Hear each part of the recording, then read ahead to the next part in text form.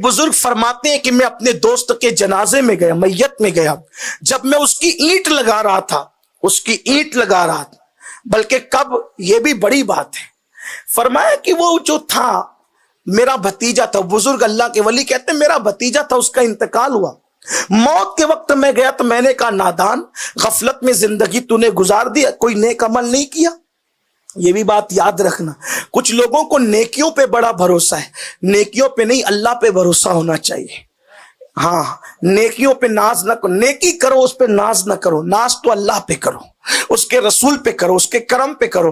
عمل سے جنت نہیں ملے گی، خدا کے کرم سے ملے گی، لیکن اللہ کے کرم کی شکل عمل ہے، عمل کے ذریعے اس کے کرم تک پہنچ سکتے، اس کی رحمت تک پہنچ سکتے، کیونکہ قرآن کہتا ہے ان رحمت اللہ قریب من المحسنین، بے شک نیکوں کے قریب اللہ کی رحمت ہے۔ نیک عمل کرو گے تو رحمت ملے گی، اس کی رحمت سے جنت ملے گی۔ لیکن سنیے، وہ بزرگ فرماتے ہیں میں نے اپنے بھتیجے سے کہا زندگی غفلت میں گزار دی، اب کیا سوچتا ہے، مر رہا ہے نزا کے عالم میں۔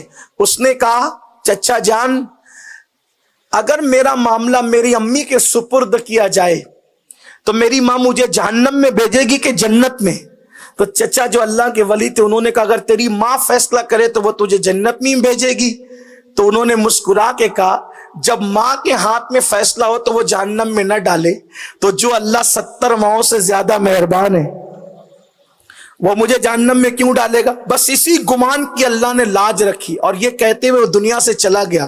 وہ بزرگ فرماتے میں اس کی قبر میں اترا، اینٹ لگا رہا تھا، اینٹ لگاتے ہوئے ایک اینٹ کھسک کر کے گری تو میں نے دیکھا کہ اس کی قبر میں نور ہی نور ہے۔ میں نے جھانک کر دیکھا تو واللہ جہاں تک میری نظر جا رہی تھی وہاں تک اس کی قبر کشادہ کر دی گئی تھی۔ یہ مومن کی قبر ہے، یہ مومن کی موت ہے، لیکن ہم ڈرتے موت سے، کیوں؟ یہ جو جتنا معاملہ بیان کیا گیا نا کہ مصیبت ہے، تکلیف ہے، بلا ہے، یہ کس کے لیے؟ جس سے اللہ ناراض ہو۔ لیکن ایک بات اور عرض کر دوں تاکہ غلط فہمی دور ہو جائے، مومن مرے تو بھی اس کو تکلیف ڈالی جاتی ہے، اور کافر مرے تو بھی اس پہ تکلیف ڈالی جاتی ہے۔ تکلیف سب کو ہوتی، تکلیف سب پہ ڈالی جاتی، اتنا یاد رکھنا، اور اتنی تکلیف ڈالی جاتی ہے ایسا لگتا ہے جیسے سینے پہ آسمان اور زمین سمیٹ کے رکھ دیے گئے۔ سانس لیتے وقت اتنی تکلیف ہوتی ہے، مرتے وقت ایسا لگتا ہے جیسے سوئی کے ناکے سے سانس لے رہے ہیں۔ اتنی تکلیف ہوتی ہے موت کے وقت، ایسا لگتا ہے جیسے پیٹ میں ببول کا درخت ڈال کر کے اس کو کھینچا جا رہا ہے، یہ تکلیف ہوتی ہے۔ لیکن مومن پہ بھی تکلیف ڈالی گئی اور کافر پہ بھی ڈالی گئی۔ کافر اس تکلیف کو محسوس کرتا ہے، مومن محسوس نہیں کرتا۔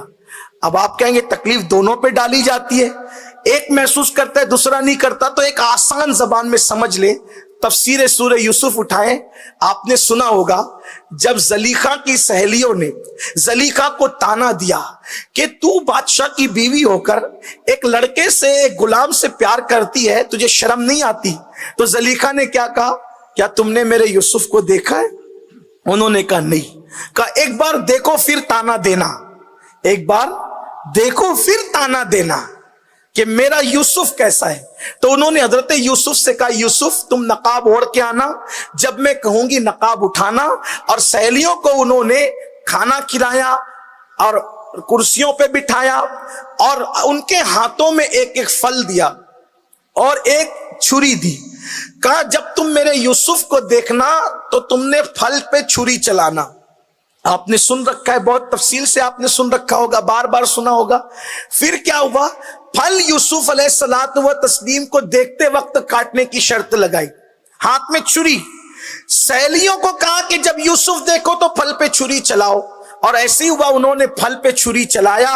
حسن یوسف دیکھا، پھل کاٹنے کی بجائے کیا کاٹا؟ انگلیاں۔ انگلیاں کٹی تو درد ہوا، کیوں؟ حسن یوسف سامنے تھا، اور انگلی کٹتی ہے تو درد ہوتا ہے، لیکن ہوا درد مگر محسوس نہیں ہوا، کیوں؟ کیونکہ حسن یوسف سامنے تھا۔ تو ارے نادان، انگلی کٹے اور حسن یوسف سامنے ہو تو درد محسوس نہیں ہوتا۔ تو مومن پہ بھی درد ڈالا جاتا ہے، لیکن وہاں یوسف ہوتے ہیں جہاں انگلیاں کٹ رہی رہی تھی اور یہاں جانے یوسف محمد الرسول اللہ کا جلوہ بے نقاب ہوتا ہے. حسن یوسف ہو تو انگلی کٹنے کا درد نہیں ہوتا, اور اگر حسن مصطفیٰ ہے تو موت آنے کا درد کیسے ہو سکتا ہے. اسی لیے تو میرے آقا فرماتے ہیں اللہ نے میرے بھائی یوسف کو میرے حسن کا آدھا عطا کیا, تو جہاں آدھا حسن ہو وہاں انگلی کٹنے کا درد نہیں, جہاں حسن مجسم ہو تو وہاں موت کی تکلیف کا درد کیسے ہو سکتا ہے. اس لیے مومن کو موت کے وقت رسول اللہ کا دیدار کرایا جاتا. اتنی خوبصورت ہے مومن کی موت, لیکن شرط ہے مرے تو کوئی مومن مرے. اسی لیے قرآن کہتا ہے یا ایھا الذین آمنوا اتقوا اللہ, یا ایھا الذین آمنوا اتقوا اللہ حق تقاتہ ولا تموتن الا وانتم مسلمون. اے لوگو, اے ایمان والو, اللہ سے ڈرو جیسا ڈرنے کا حق ہے, اور تم نہ مرنا کس حالت میں, مگر کہ تم مسلمان ہو. یعنی جب تمہیں موت آئے تو ایمان کی حالت میں آئے.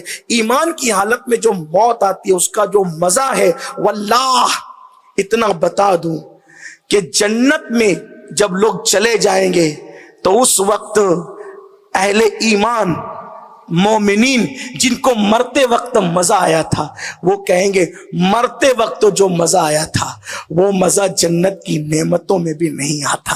یہ ہے مومن کی موت. لیکن افسوس کہ ہم مومن بس مومن رہیں, اور یاد رکھیے اللہ سے دعا کریں کہ اللہ ایمان پہ خاتمہ کرے.